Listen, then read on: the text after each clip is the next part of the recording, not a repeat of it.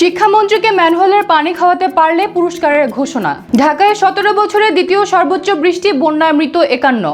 ভাড়া ভাঙতি না থাকায় বাস থেকে নামতে হলো মন্ত্রীকে। টাইগার খেয়ে শিক্ষা কর্মকর্তার উপর প্রধান শিক্ষকের হামলা। ছাত্র শিবির থেকে পদত্যাগের ঘোষণা দিলেন ডাকসু ভিপি সাদিক কায়েম। বিস্তীর্ণ জঙ্গলে সেনাবাহিনীর গ্রীষ্মকালীন মহড়া পরিদর্শন করলেন প্রধানমন্ত্রী। বাস, ট্রেন, উড়োজাহাজে নজরুলের গান বাজানোর প্রস্তাব। ইংল্যান্ডের বিপক্ষে নেভি ব্লু জার্সিতে নামছে আর্জেন্টিনা। আমি তিশা, আপনারা দেখছেন টাইমস ফ্ল্যাশ। শিক্ষামন্ত্রীকে ম্যানহোলের পানি খাওয়াতে পারলে উপহার দেওয়ার মন্তব্য করে এক এইচএসসি পরীক্ষার্থীর বক্তব্য সামাজিক যোগাযোগ মাধ্যমে ভাইরাল হয়েছে। ভারী বর্ষণ, জলাবদ্ধতা ও বন্যা পরিস্থিতির মধ্যেই সোমবার সারা দেশে এইচএসসি ও সমমানের পরীক্ষা অনুষ্ঠিত হয়েছে। তবে চট্টগ্রাম শিক্ষা বোর্ডে পরীক্ষা স্থগিত করা হয়। রাজধানী সহ বিভিন্ন জেলায় পরীক্ষার্থীদের হাঁটু ও কোমর সমান পানি পেরিয়ে কেন্দ্রে পৌঁছাতে হয়েছে। ভেজা পোশাকে শিক্ষার্থীরা 3 ঘন্টা পরীক্ষায় অংশ নেওয়ায় ক্ষুব্ধ অভিভাবক ও পরীক্ষার্থীরা। চরম দুর্যোগপূর্ণ পরিস্থিতিতে পরীক্ষা নেওয়া নিয়ে নেটিজেনরাও শিক্ষামন্ত্রীর তীব্র সমালোচনা করেছেন।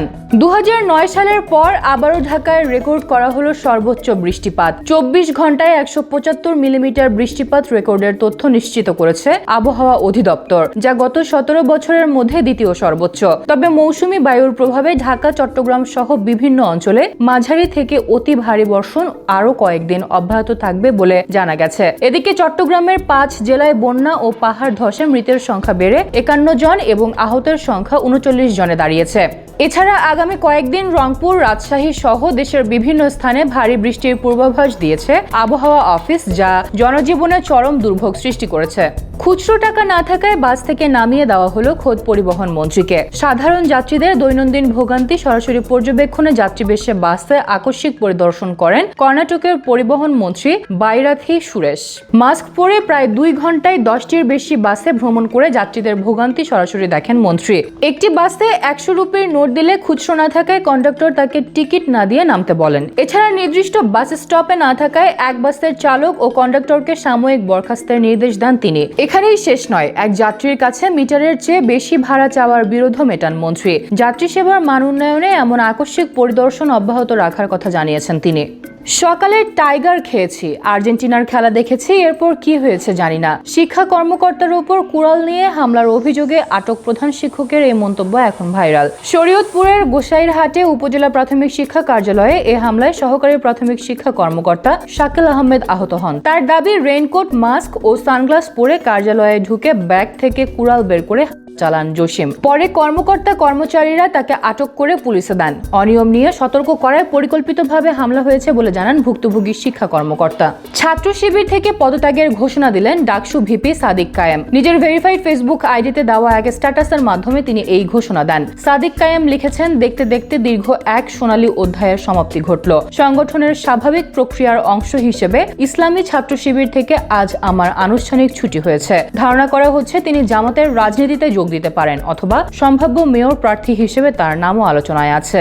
বিস্তীর্ণ জঙ্গলে সেনাবাহিনীর গ্রীষ্মকালীন মহড়া পরিদর্শন করলেন প্রধানমন্ত্রী। এ সময় তিনি সেনা সদস্যদের যুদ্ধ প্রস্তুতি, আধুনিক প্রযুক্তির ব্যবহার এবং মাঠ পর্যায়ের প্রশিক্ষণ কার্যক্রম ঘুরে দেখেন। পাশাপাশি সেনা সদস্যদের সঙ্গে মতবিনিময় করে তাদের পেশাদারত্ব ও দায়িত্ব নিষ্ঠার প্রশংসা করেন। বরিশালের বাবুগঞ্জ উপজেলার পূর্ব রহমতপুর এলাকায় সেনাবাহিনীর গ্রীষ্মকালীন প্রশিক্ষণ মহড়া স্থলে পৌঁছান প্রধানমন্ত্রী। মহড়া চলাকালে প্রধানমন্ত্রী তারেক রহমান দুর্গম ও ঘন জঙ্গলের ভেতরে সেনা সদস্যদের অবস্থান গ্রহণ, চলাচল এবং বাস্তব যুদ্ধ পরিস্থিতির উপযোগী বিভিন্ন কার্যক্রম পর্যবেক্ষণ করেন। এ সময় দায়িত্বপ্রাপ্ত সেনা কর্মকর্তারা তাকে মহড়ার বিভিন্ন দিক এবং সেনা সদস্যদের কৌশলগত প্রস্তুতি সম্পর্কে অবহিত করেন।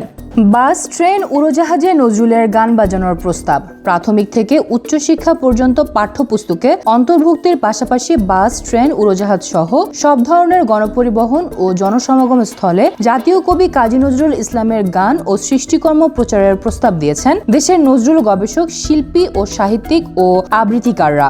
বাংলাদেশ শিল্পকলা একাডেমি আয়োজিত এক সম্মেলন ও মতবিনিময় সভায় এ প্রস্তাব দেওয়া হয়। নজরুল বর্ষ 2026-27 উদযাপনকে ফলপ্রসূ ও জনমুখী করতে সংস্কৃতি বিষয়ক মন্ত্রণালয়ের পৃষ্ঠপোষকতায় এ সভার আয়োজন করা হয়। অনুষ্ঠানে সংস্কৃতি মন্ত্রী নিতাই রায় চৌধুরী প্রাথমিক বিদ্যালয় থেকে জাতীয় কবির লেখনী ও গান পাঠ্যপুস্তকে আরও জোরালোভাবে অন্তর্ভুক্ত করার কথা বলেন।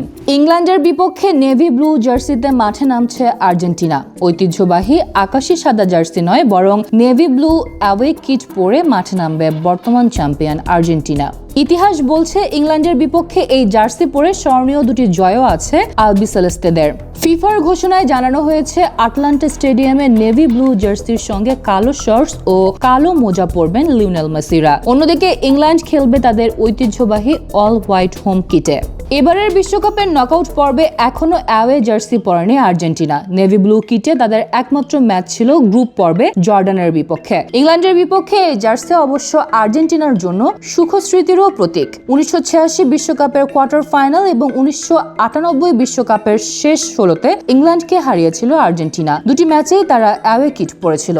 এরকম আরও ভিডিও নিউজ পেতে ভিজিট করুন BangladeshTimes.com-এ। ধন্যবাদ।